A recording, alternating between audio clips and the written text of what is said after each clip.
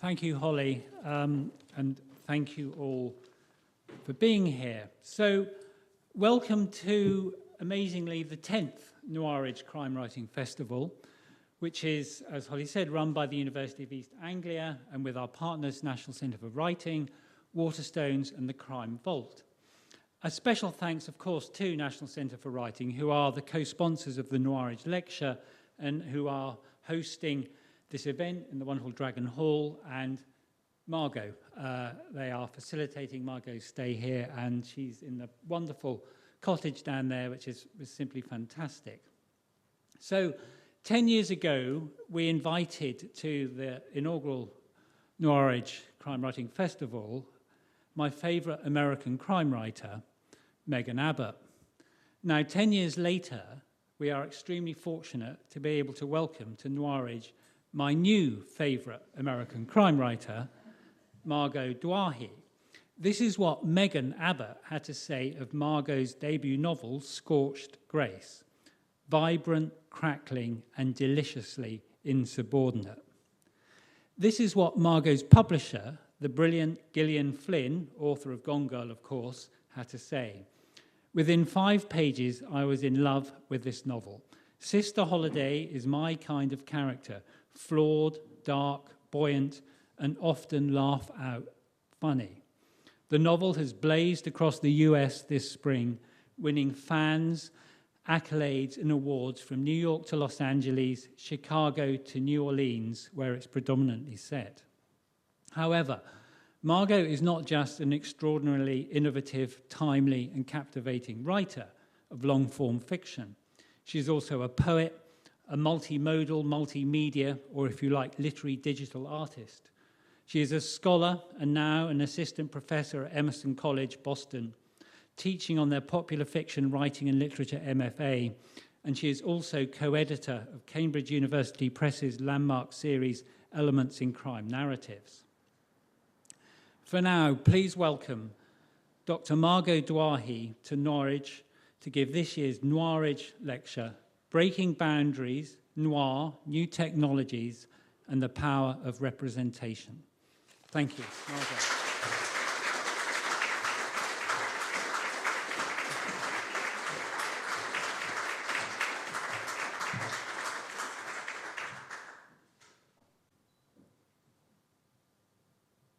So you're not supposed to make a tough crime writer cry, but thank you, Henry.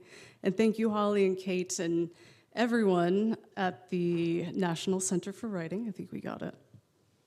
Or something like it. You can hear me, right? Let me work on this just a little bit. We'll keep, it's like an engineering problem. Just like writing itself, you just got to keep at it until it's right. Or until you kick the stand down and, start all over again. Yeah, of course. Perfect. Thank you so much. So, that also disappeared too.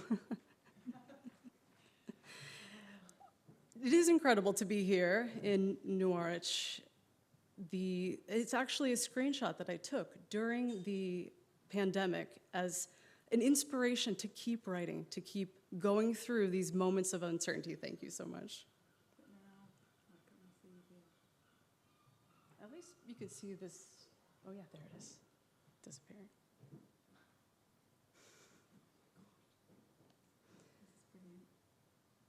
We'll just play around until we find it. Do you want to come up? Might need to call for some technical backup. Oh yes. Just disappeared. Although all right. Okay. I think we're good. Yeah. And then. Yep. Yeah. Okay. Great. We got it. See. Right at the moment of breakdown, we're going to break through. We're going to break some boundaries. But it is an absolute pleasure to be here in Norwich, which is this UNESCO city of literature and city of stories. So I'm so grateful to be a character in your story here. So I'm going to tell you about Noir, my journey with Noir, why I'm so passionately in love with this world of darkness, this world of doom and anxiety. What is it about this art form that has captured the imagination for so long, really this post-war experience of doomed characters confronting some of life's most exigent and urgent questions. So while we don't really have a ground zero for the actual blueprint of noir, we know when it was codified. How was it really cohered around this idea of these bleak, difficult stories, these narratives of doomed characters that are facing and confronting post-war anxieties, changing realignments in both society and at home, coming back from the battlefield with PTSD, and not so nakedly didactic. Those ideas are really metabolized in the tales and in the narratives. But these aesthetics that we all know that are these classic noir films that we'll get into in just a moment really solidify around these ideas of starkness and contrast and the tenebrous world of light and dark, moral ambiguity and the gray area. And so the influences, German Expressionism, the films of Fritz Lang, the theatricality of expression in that regard, as well as the film adaptations of hard-boiled tales from Dashiell Hammett and Raymond Chandler and James M. Cain. Hammett, of course, was a Pinkerton spy, so he knew a thing or two about detective work. And there's a very lively and spirited debate about is hard-boiled noir and is noir hard-boiled. And of course, they're separate and discrete forms, but there really is some vital overlap that really gives us a sense of the journey of noir. So starting with one of my very favorites, Dashiell Hammett, The Maltese Falcon, of course, tells the story of Sam Spade and Archer set in San Francisco. It's a whodunit in many ways in terms of this stolen Maltese Falcon statue. We have the introduction of the femme fatale trope, the fallen woman, the Salome, as it were, and deception, lies, webs of deceit. Who can you really trust? So these tropes, these characteristics are really solidified in this book, and a lot of the hard-boiled writers who gave us the text that were then adapted by a lot of French filmmakers and as well as American filmmakers like John Huston and Billy Wilder, gave us these tales of difficult moments and people sometimes persevering, but most often giving into their worst impulses, their darkest temptations. And so Double Indemnity, of course, by James M. Cain, and The Killer Inside Me, which I think Henry and I agree on is probably one of the real classic touchstone examples of the world of possibility with noir.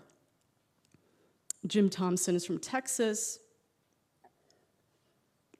and the end of the book ends, well, actually, I won't give it away if you haven't read it, but let's just say it is truly a tale of descent, and it gives us signatures and also a vocabulary to talk about the ways in which, when we're in desperate situations, how human beings are going to react and the causal links between crime and consequence. A really glorious scene here from The Maltese Falcon with Bogart playing the role of P.I. Sam Spade, who of course says he's a lone wolf and he's a loner and he doesn't need anybody, but he's really in love with Archer's wife. So there's a love triangle, the triangle keeps shifting, and this comes to light after Archer's vicious murder. He, of course, becomes a suspect of the police inquiry and the hijinks ensue. But this is a really important moment in the terms of the codification of aesthetics of noir, because we have this chiaroscuro lighting, which really has roots in the Renaissance paintings of almost like a divine light source. But here, a lot of the directors, like John Huston and Michael Curtis, would illustrate shadows and light and to really bring out these notions of treachery, deception, theatricality, and intensity. Another thing I love about The Maltese Falcon, okay, spoiler alert, but there's, at the end, it's all just a dream, and not in the sense of it was a dream, but there is no falcon. That's the stuff that dreams are made of. And so you go on this wild chase, this investigation. Spade has his lit cigarette in his mouth pretty much the whole time, and as he's fighting Cairo, the lit cigarette never drops from his mouth. I mean, he's a real bad dude. and he's full of self-hatred. He's one of those hard-boiled figures who's not afraid to have some self-laceration. But it also takes on what Sarah Weinman of the New York Times calls America's two favorite pastimes, which are white supremacy and grifting. Which brings to mind the problems of noir, canonical noir, which are, of course, your litany of racism, xenophobia, sexism, homophobia, which was really hard to read as a young queer person closeted for many years. And my very favorite books were Chandler and Hammond and Mickey Spillane and these, rebellious guys who had that swagger and seemed to have a kind of a fearless, intrepid nature that I longed for. And then they were, of course, beating up women. P.I. Marlowe slaps Carmen Sternwood around probably 10 times in the first 10 pages of, not The Long Goodbye. Yeah, The Long Goodbye. Or, yes. Thank you. Room of crime writers and scholars. But so negotiating the existential and exigent inquiries of nihilism, of what is this world all about, the meaninglessness post-war, and yet the further harms, the further damaging. And of course, we can never deracinate a text from the time and place that it was written. It was written by these folks at a specific time when we can't have revisionist history, but it's an opportunity to ask who's holding the power here. So these are extraordinary, exquisite critiques, almost Marxist critiques sometimes, of social instability, neoliberalism, capitalistic collapse, and yet, beating up on women, homophobic slurs, and racism runs amok. So it really creates generative discussions. And, The Postman Always Rings Twice, despite its barbed charms, is one of my favorite Kane novels. It's a slim ripper. It's really fast. You can read it on a Sunday afternoon if you haven't read it yet. Starts with this tramp, Frank Chambers. He has no money. He's pretty derelict in a lot of ways, riding the rails in 1934. And he just arbitrarily gets off at this stop riding the Southern California Railroad. Gets off, jumps off the train, is about to go steal a meal at the diner, 5-finger discount. Lo and behold, he sees the diner waitress, Cora, stone cold fox. He falls in love with her, in lust with her immediately. The violence of lust kind of comes to the fore. They have this very hot dalliance. They scheme together, Frank and Cora, let's knock off the husband, the Greek, who owns the diner. A little more xenophobia there, of course. They do it. They knock him off in this pretty violent way, in this crazy car ride, which is a ruse and subterfuge. And then they get caught, she flips, he's executed, game over. Wow. I mean, I finished that book and I just thought, what on earth did I just read? I felt like I was put through an emotional extruder, like an actual meat grinder. But it's just so powerful, it's so lacerating, it's just so bracing, and this exploration of what is free will, the violence of desire, and it just brings these frictions right into consciousness and narrativizes them in a really compelling way.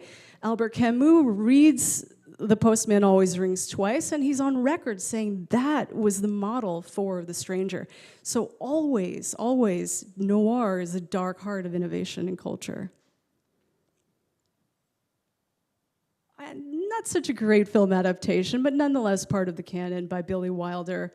Lust, betrayal, again, this intense chiaroscuro lighting with the shadows and the stark world of suspense and disorientation.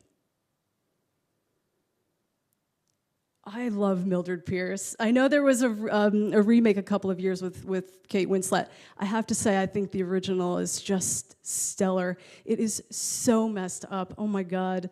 The hand that, what is the line? I have it in my notes here. The hand that holds the money cracks the whip.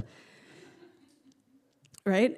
It's some stories in films did start to depict women in new roles. So Mildred Pierce occupying this anti-hero role in some regards, bucking against the limitations of women during this Depression and post-Depression era. They had no choices. They had no options. The femme fatale is actually a will to live. So you can look at it in a few different ways. And again, constantly Noir is giving us these narrative frames for decay, bleakness. Every character has fallen. Nobody is a hero in the world of Noir. And it is often a world of depravity. And again, what is the point of this kind of opening a geyser of pain upon oneself? I find it incredibly cathartic. And if you go into the work Poetics by Aristotle, Julia Kristeva's The Power of Horror and Narratives of the Abject, there is a real utility in finding these spaces of letting these questions move through us, giving us discourse, giving us conversation. And plus, look at that outfit. But again, with the chiaroscuro lighting and Vita looking upon with, well, again, I hate to spoil so much, but of course, inevitably I must during this lecture.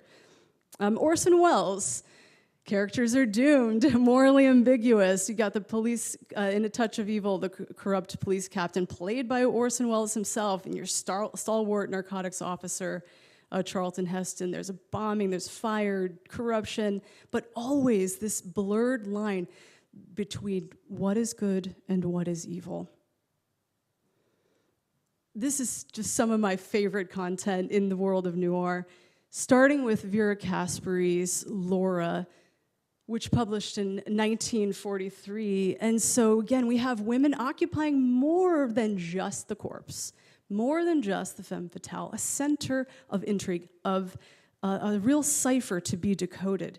And of course, in Laura, which was then made into a classic film by Otto Preminger, really elegantly done. Melodramatic within reason, but of course, the lighting tells a story within a story, and such intense cinematography and focus on details. But the detective who is investigating the murder of Laura, who's found in her New York apartment with her face shot off, he's looking for the murderer, and he falls in love with her, with the portrait of her, with her idea, the actual metaphor of Laura. Watching this film, and perhaps even reading it, inspired David Lynch, who named his character in his creepy, wonderfully weird, and I will just say weird is an important element of aesthetics, the aesthetic telos and project of some of my favorite corners of noir. And weirdness is hard to do.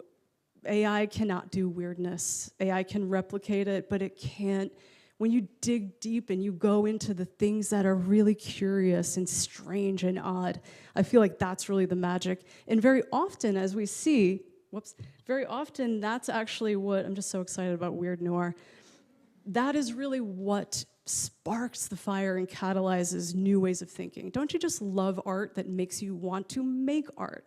And we see that time and time again with these doomed characters and strange stories of noir.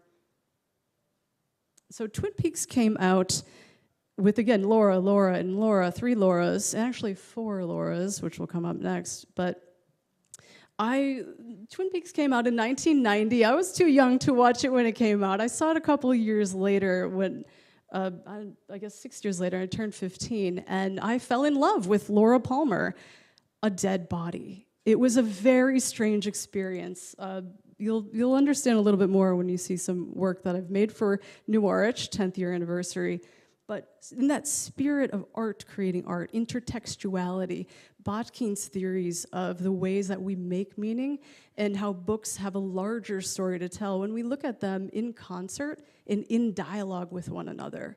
And Kristeva has also some wonderful thinking about intertextuality too. But so it's not necessarily a same visual palette of the classic works and German Expressionism, but you can see what Lynch is doing here. And of course, opening the door to a wide array of aesthetic choices made with a very broad, again, these terms are kind of elastic. I look at genre as a beautiful dare, as a beautiful invitation. We have to have thematic consistency, of course, but where can we innovate? Where can we explore the edges? I know a number of writers here tonight and also that are speaking at this wonderful festival play in those intersections and interstices as well.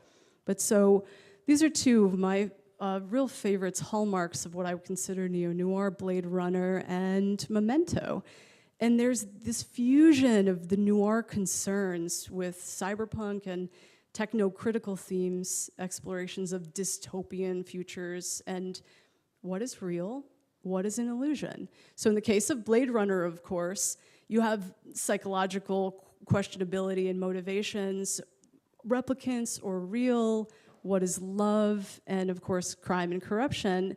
And Memento is just striking. I'm sure most of you have seen that film, but it plays with the temporality as material, and it really starts to unravel some of the stories and the narratives of perception and memory. So our main character has this short-term memory problem, and it's a world of noir for a variety of reasons. And again, these are spirited conversations we have around them. So if thinking of Memento as somewhat of a neo-noir expression is somewhat new, I believe that it really vivifies a lot of the tenets of noir in the sense of doom. And there's a choice that this main character can make at the end, and he chooses violence. This is our fourth Laura, Laura King in Die a Little. And I mean, even to be in the same sentence as Megan Abbott is an unbelievable thrill. And I'm feeling noirish right now because I don't know what's real and what's true, or in that sense, it's just a dream come true to be in this space with work that I admire so much and have given me so much richness in terms of my art and my thinking.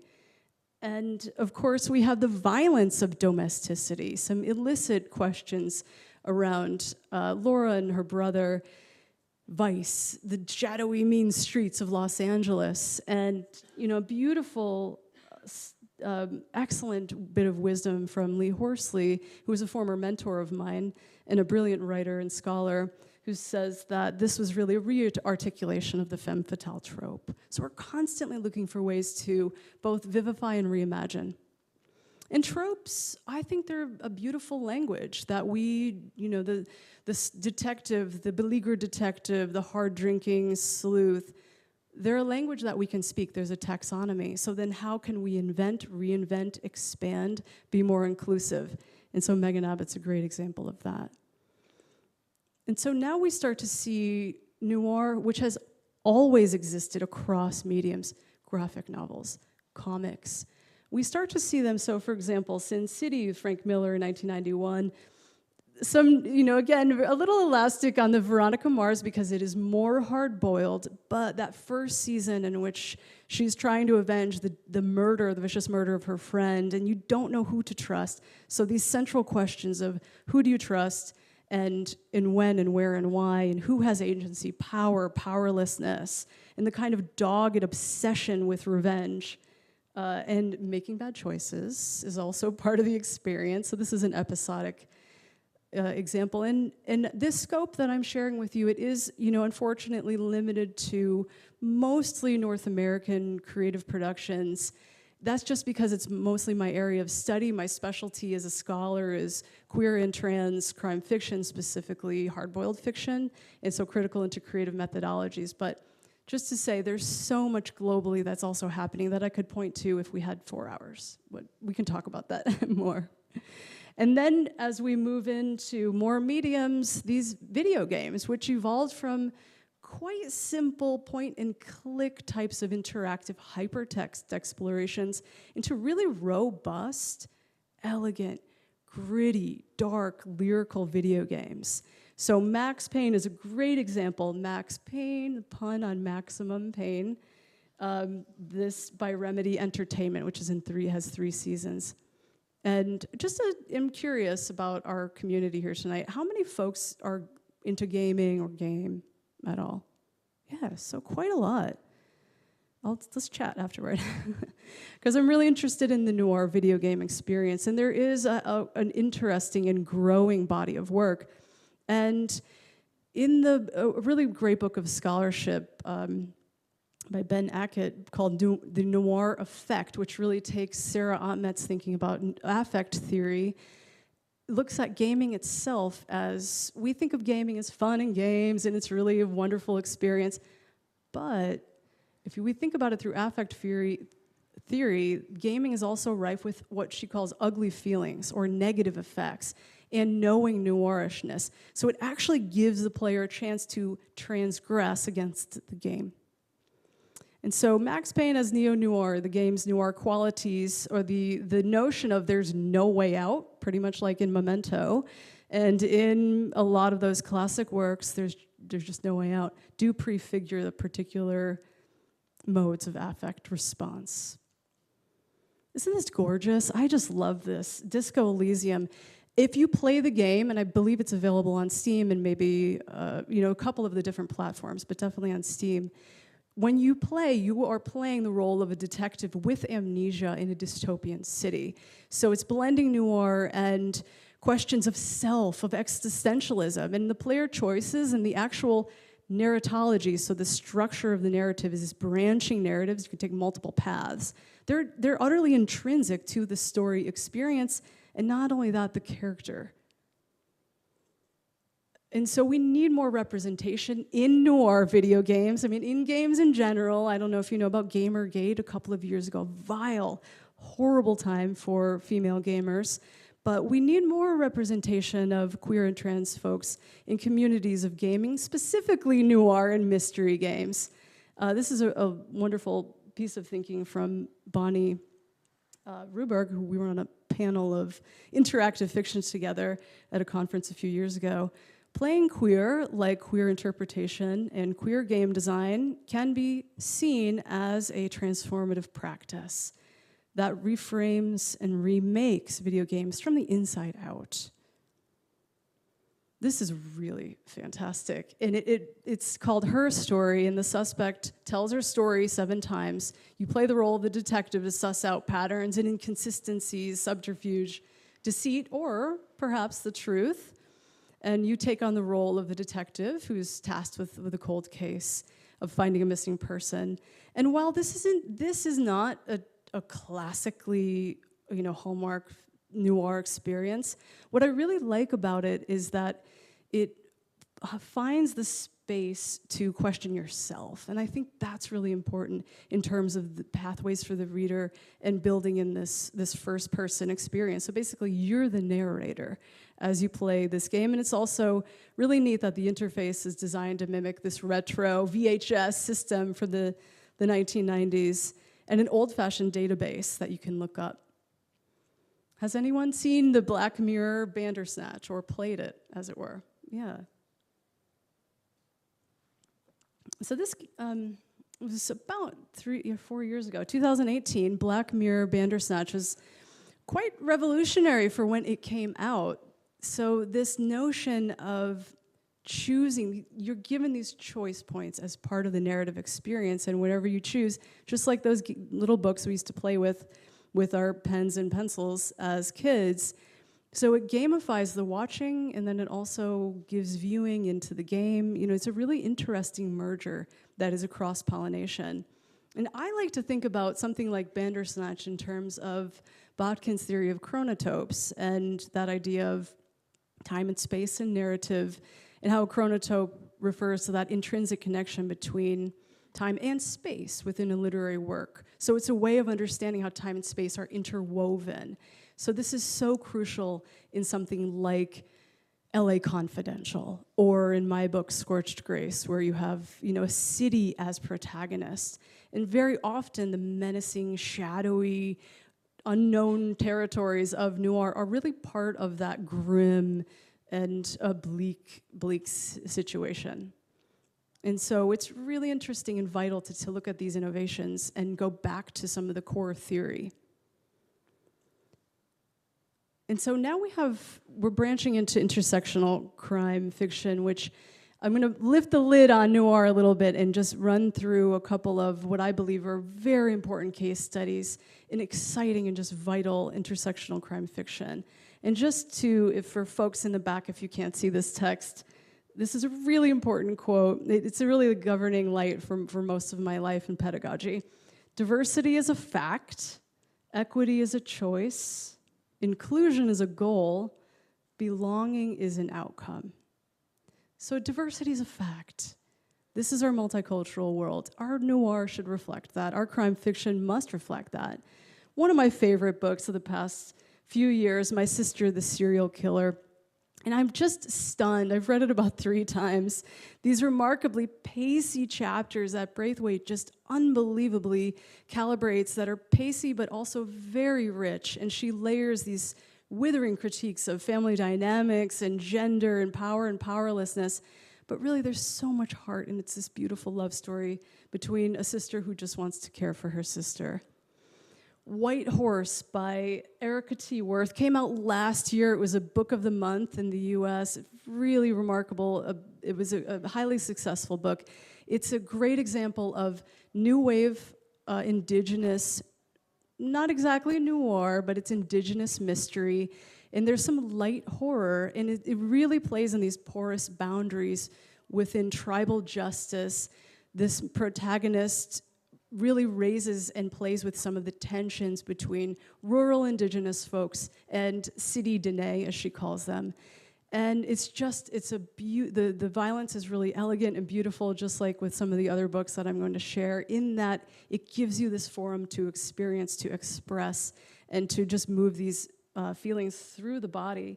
And it also foregrounds some of these other concerns, such as state crime being for example, the genocide and the, forced removal of people in the United States. So you have these state of the nation polemics just beautifully metabolized in these phenomenally entertaining books. So highly recommend White Horse. And what is intersectionality? Let's just go back to the beginning for a little bit.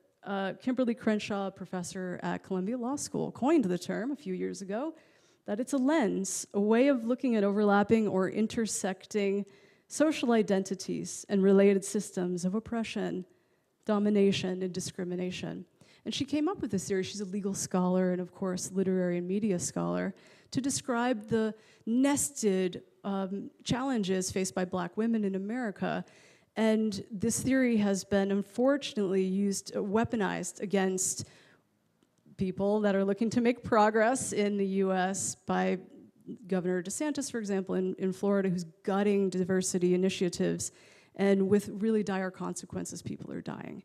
So this is incredibly important that our art reflects who we are and who we want to be. And to that note, a really just fantastic book. So again, this isn't noir exactly. It's a legal thriller called Remain Silent by Robin Geely. It came out just last month. It's fantastic. I got it on launch day. And Robin, she has the most intense New Jersey accent I've ever heard. I couldn't even understand her. And she's a practicing criminal defense attorney for 35 years. She has read every John Grisham book imaginable. She's the person on the plane that's like putting on Pelican Brief and like clapping with, Julia Roberts and Denzel.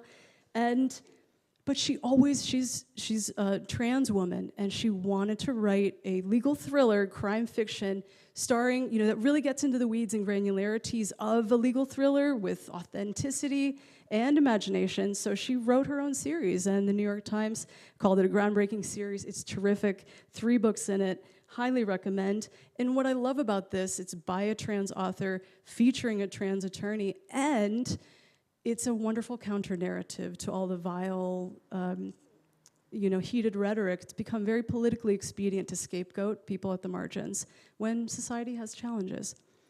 Razorblade Tears by S.A. Cosby. If you haven't read this, please buy it. I don't know if it's on sale here tonight, but it's an absolute... it's just a phenomenal book. It has elements of noir in that all the characters are doomed, and there is there really is no way out for sure. But This tells the tale of Ike Randolph and Buddy Lee, a white man and a black man, two ex-cons. They grew up on opposite sides of town in this rural town in Virginia. They learn that through the police contact them that their sons were married to each other and they were both viciously murdered.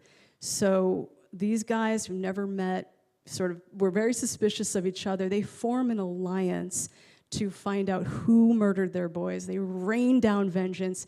They're breaking knuckles like breadsticks. It is unbelievable. The violence is intense, and so if that's not really your speed, but it's so beautifully rendered. It is so emotional. I'm still crying about the end, and it's just an elegant example of how you can weave in social commentary into just an absolute blistering read. And X by Davy Davis, who's a writer based in Brooklyn, a noir-inflected dystopian thriller, just a real romp of an intense story about political terror and violent lust, featuring some remarkable, flawed, contoured, non-binary and trans characters. And I just feel it's really important and I know we have a lot of educators in the room, a lot of crime writing students in the room. We need culturally responsive pedagogies. And so it's important to look and see who's making meaning, who's making art, where do we still need to take our art and our noir and our crime fiction. I've seen that book. So with Scorched Grace, I wanted to pour everything that I love about Hardboiled specifically into an extremely strange and weird but heart-driven mystery. I love the notion of the lone wolf. I love that idea of someone who says they need no one. And really that's a response to, whatever cascade of traumas that they're facing and the ways that that self-deception plays out, the ways that we get in our own way and destroy our own selves. And I'm also interested in that intersection of queer identity and institutionalized religion. I grew up going to a Lebanese Maronite church. It's a Catholic church, stained glass everywhere. And I always felt extremely othered because for the variety of reasons you can imagine. So I'm no longer practicing, but it's really a huge part of me, and my family's still quite faithful. And I think people need reasons and forums for belonging and seeing truth and beauty and ways of resilience. And so I wanted to explore a queer Catholic nun, lone wolf, chain smoking, tatted up nun, sleuth called Sister Holiday. And so it's a dark story. There's some tragedy, but again, I believe that it offers a space to find repair and ask questions. And Defiance is a milieu. And so I was very lucky that Gillian Flynn was looking for other weirdos to bring into her imprint. It's also a bit of an anti-capitalist rant in that she lives in a convent, there is no money, they grow their own food, they walk everywhere. So that was really fun to also, I wanted to write a sleuth with no cell phone. That was excellent. And I wanted to merge camp into my experience as well. And Susan Sontag's Notes on Camp is a seminal work in her highly adrenalized way, pointing out that it's a mode of asceticism that places emphasis on the exaggerated, the esoteric, and the obscure. And how noir is that?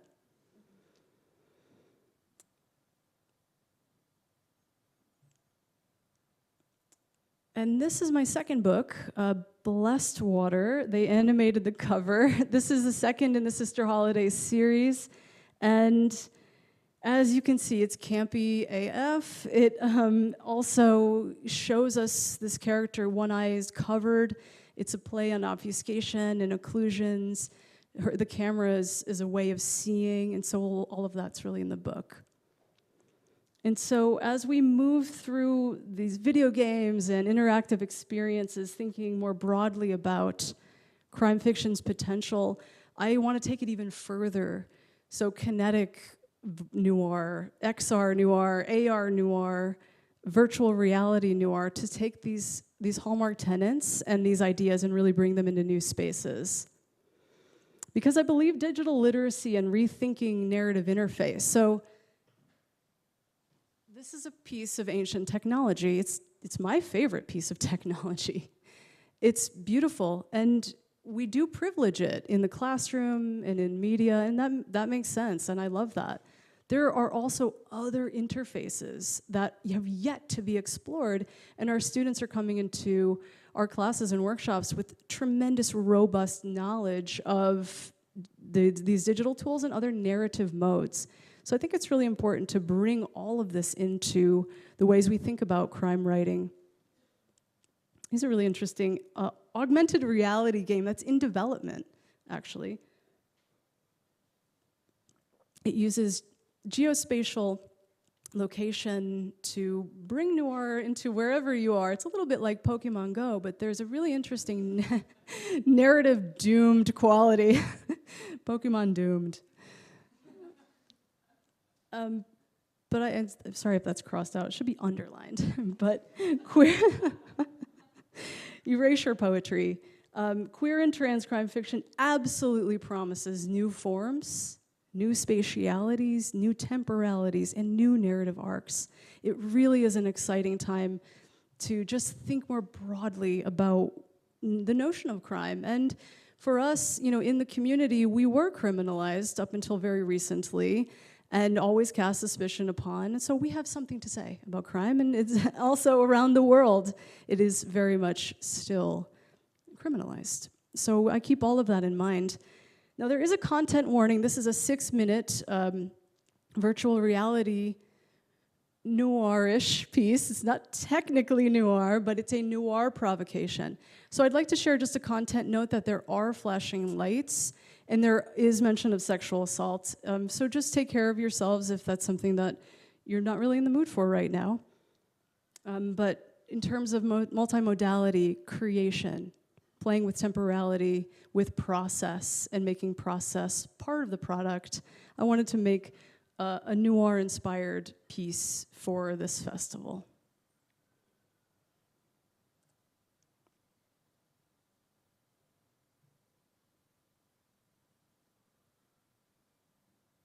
Starting in darkness.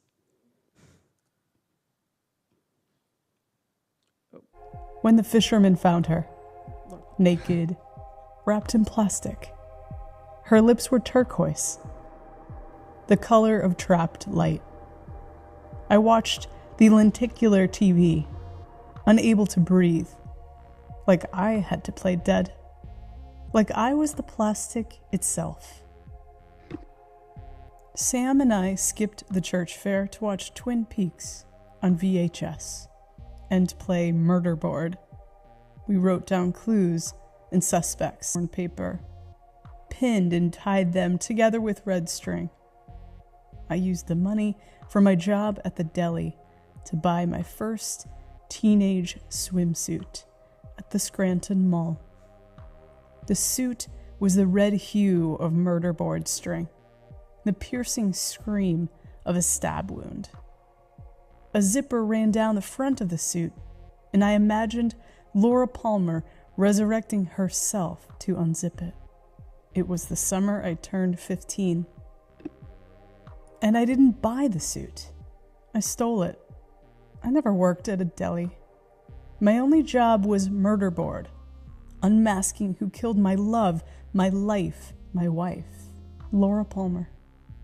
It was the summer of Obsession, Calvin Klein's cologne, with bass notes of acid rain and top notes of jaw pain. The Twin Peaks synth glitched on repeat as Sam and I played murder board in her bedroom, pinning, tying, clues linked by red string, trying to find the portal, the O.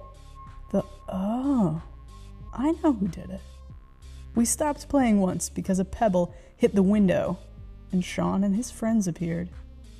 Sam said no, as the boys held her down, poured water over her head because she wouldn't give Sean third base. Boys used to ask each other, how far'd you get? What'd she let you do? After hooking up with girls under stadium bleachers. Sean called Sam a queer and said he'd stab us both. I didn't know what the word meant except that it made boys angry. I had a red swimsuit but walked into the cold lake with my clothes and boots on. Walk on water? I did that. Steal Sean's homework from his locker and burn it on the concrete step of the baseball dugout? I did that. Eat the body of Christ? I did that. Every Sunday, I took it on my tongue so I could live twice, now and in the afterlife. Though nothing was now or then, or after or before. There was only the water, the mirror, the terror, the promise of a portal. Father Ken caught me stealing blood, communion wine, from the sacristy. And guess what? I'll never stop stealing wine. Until transubstantiation resurrects Laura Palmer so we can walk to Pizza Hut in our swimsuits. She'll hold my hand under the table during dinner. Why are women's hands so hard to hold, to draw? I liked the salad bar at Pizza Hut because there was no wrong choice. It was all you could eat, and every salad dressing was a good dressing, especially Thousand Islands, which tasted like Calvin Klein's Obsession and blood pooling on the sidewalk. Ever notice how the salad bar sneeze guard never guarded against sneezes or breath? Nothing, no one guarded boys who poured holy water over my head as I played dead after I said no to Sean. He called me queer and moved to Toledo before I could stab him in the thigh with my pen. How elegantly his blood will spill, like an underwater waterfall. Trump said, "Grab him by the pussy. Don't ask, just kiss." Edgar Allan Poe said, "The death of a beautiful woman is unquestionably the most poetical topic in the world." Poe wrote that in Pizza Hut after watching Laura Palmer hold my hand. My heart is a murder board with so many strings I could strum the Twin Peaks theme. I learned to love the pain, the acid rain, the live woman playing dead behind glass. My wife is devastation, unexcavation, the space between now and now. The afterlife is the quivering blue you can never kiss, Hume's blurry periphery seen only when you squint. Oh, I know who. Mirror, water, terror, portal. Who do you trust when you can't trust yourself?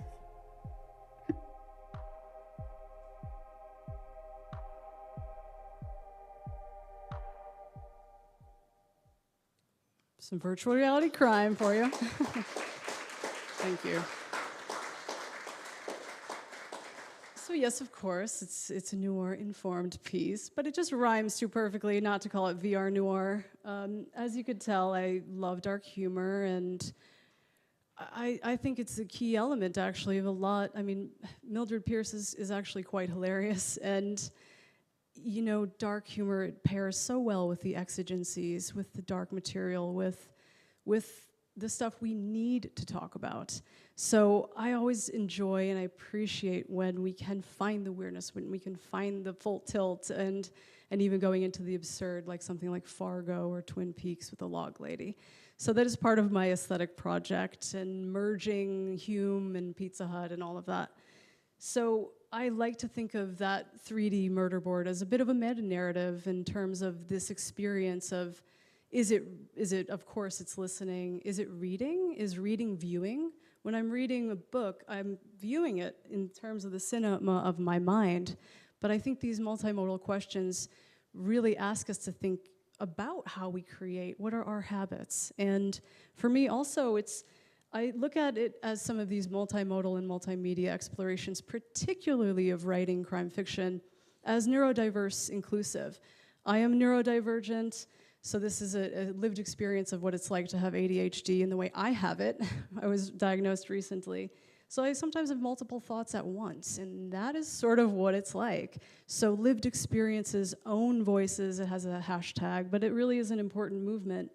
And again, this aesthetic of finding through lines into narrativizing. And in this case, it was a bit of more playful, but a very real and genuine need to talk about rape culture, Me Too, rhetoric, people who were literally indicted sex offenders running for president, who unfortunately leading the Republican Party, but we'll say that.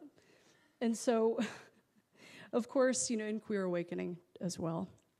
And my other, the way to kind of continue this conversation with Vera Caspary, Otto Preminger, and David Lynch. And so we have this real invitation. So how do we continue to collapse binaries and boundaries while honoring what makes noir so special and so unique as we create and honoring the genre continuum? So I would like to ask you, where are you going to take noir next? Thank you so much. An honorable mention to my cat.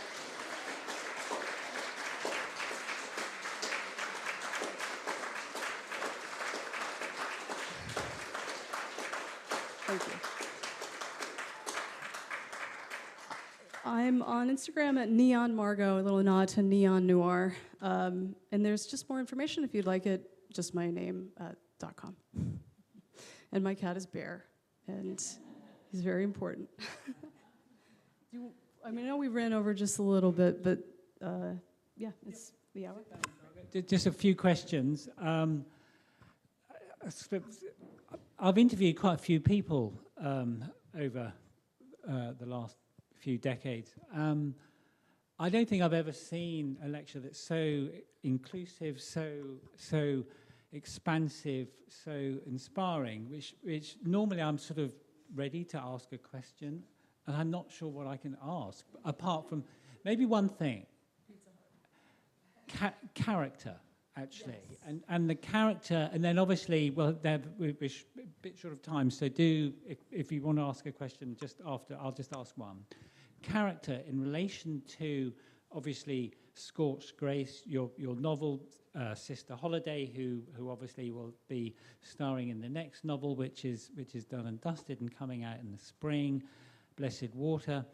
But in relation to intersexuality, multimodal, multimedia forms, and non-linear narratives, for instance, and when you are creating your multimodal forms of noir, where's character in that?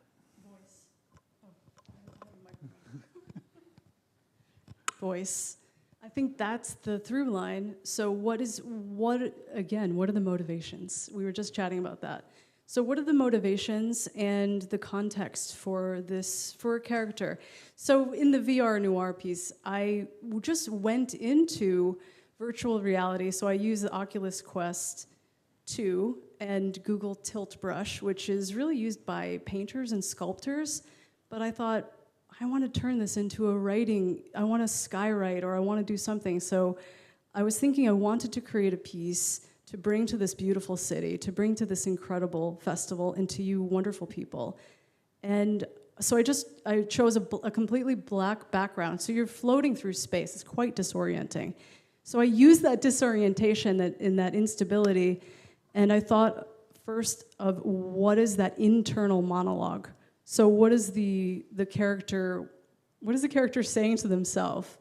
And that, I think, is a through line of Scorched Grace. You have a transgressive character in that she's, in a space where she really shouldn't be necessarily, according to doctrinal fidelity, but she puts herself there. She has genuine worship. She actually is a believer, and she's also, a rebellious person. She makes herself a sleuth in the kind of a Walter Mosley, Easy Rollins style, becomes a sleuth. But that notion of what's itching them, where do they want to go, and how do they tell themselves about themselves? So character is the through line. Character can give you continuity. Think of Memento again, where you have this fragmented temporality that is non-linear, but the character holds it all together, and the cohesion is through their earnest yearning or obsession, bloodthirst, whatever it is. So starting with character, you can do anything. So just a quick side question to that, if that's okay. in relation to voice, obviously you've got to generate that voice, and voices, one way or another, are linguistic. Yes. So when you're thinking of these multiple forms, still at the heart of it, I guess the core are words, is writing. Absolutely, yeah. And so how do we use writing to create a visceral reaction, or rather invite a visceral reaction? How can something be really poetic and also raw and gritty? And so finding lyricism, so Chandler, for example, the poetic realism. And I look at that as both blunt and poetic. And that's what I try to do with Sister Holiday's narration. She's incredibly frustrating, she's irritating, she's annoying, and she cares. She cares very deeply. She, continues to say the wrong words. And so the wrong words, choosing what words to say and when.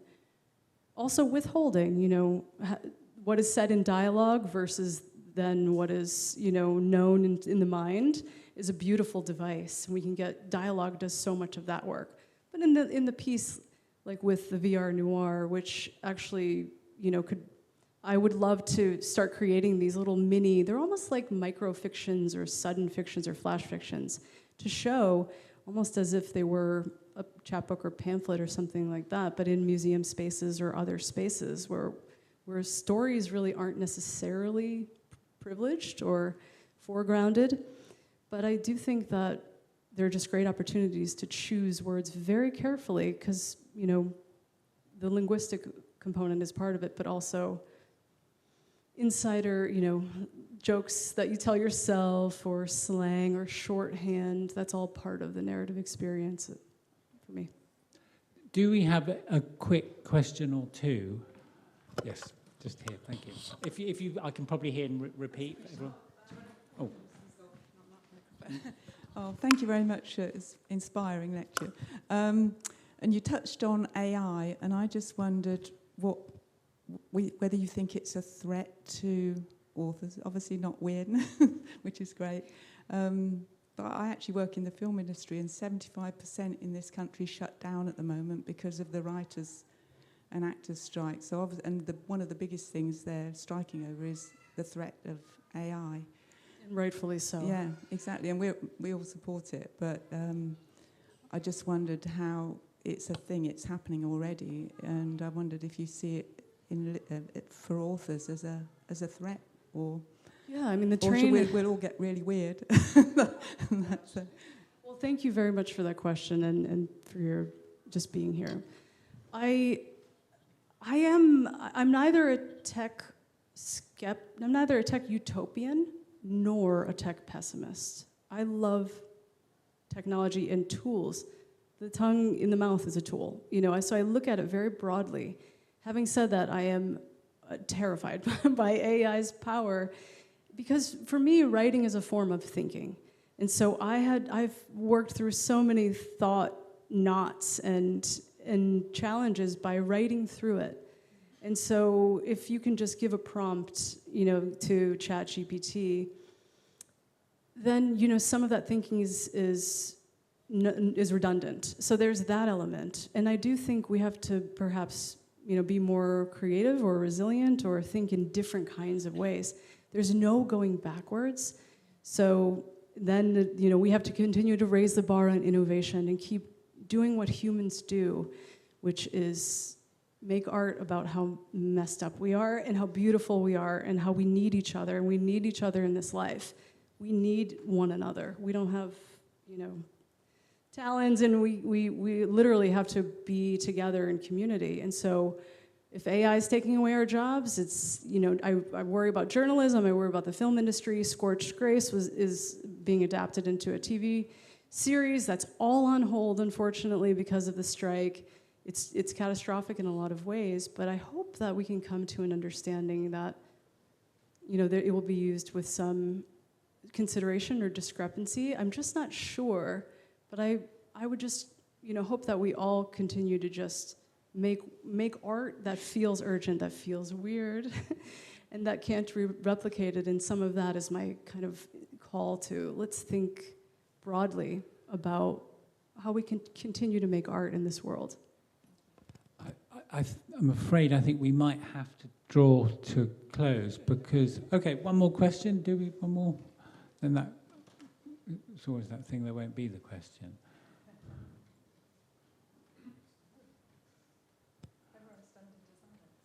Yeah.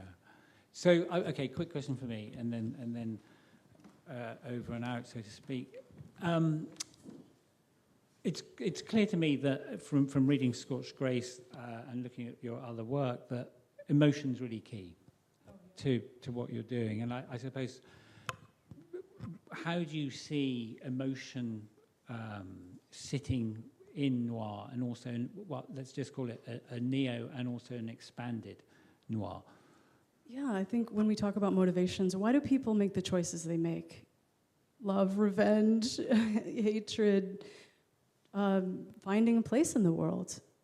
In Mildred Pierce, desperation, there are no other choices. When you're backed against the wall, what are you going to do? So emotion is crucial, I think, to both plotting, characterization, and tone. Tone is so key. You know, we talk about noir as thematic, hard-boiled as more of a style and voice expression, and of course having overlap and fluidity there. But emotion, for me, I need that in the work that I consume and that I make.